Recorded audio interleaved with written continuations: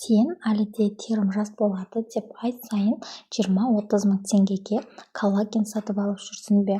Мені кешір, бірақ сен ақшаңды унитазға ағызып жатырсың. Иә, косметология инструкциясы сенің қартаюдан қорқатын үрейіңмен миллиардтар жасап отыр. Олар коллагеннің асқазанда жай ғана ақуыз болып қорытылып кететінін айтпайды. Бүгін мен сенің ақшаңды үнемдеп, теріңді 0 теңгеге қалай жасарту керектігін ғылыми тұрғыда дәлелдеймін. Бұл нағыз революция. Коллагеннің 3 басты өтірігі. Бетке жағатын коллаген ең үлкен өтірік.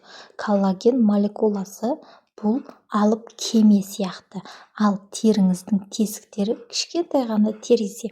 Керісінше, ол теріге сіңбейді, сыртында пленка болып қалып қояды. Кремдегі коллаген бұл жай ғана қымбат ылғалдандырғыш. Одан 500 теңгелік вазелин де өте жақсы әсер береді. Ішетін коллаген лотерея. Сіз коллагенді ішкенде ағза оны бөлшектеп тастайды. Сосын ол ағзаға құрылыс материалы ретінде ғана барады. Ағзаңыз оны бетіңізге жібере ме, әлде өкшеңіздегі жарыққа жібере ме, оны өзі біледі. Көбінесе ол бетке жетіп келмейді. Коллагеннің өлтірушісі ол әрине қант. Сен қанша жерден коллаген ішсең де, егер тәтті жесең, бәрі бекер. Қант коллаген талшықтарын қатырып, оны сынғыш етеді. Бұл процесс гликация деп аталады. Тәтті жеу теріні өз қолыңмен қартайту. Өз коллагеніңді қалай ояту керек? Бірінші, ол әрине С дәрумені.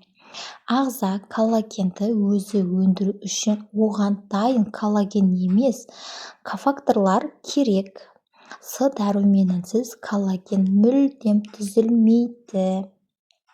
Екінші, сүйек сорпасы. Егер ақуыз керек болса, қымбат банкадағы коллаген емес, 12 сағат бойы қайнаған сүйек сорпасын ішіңіз.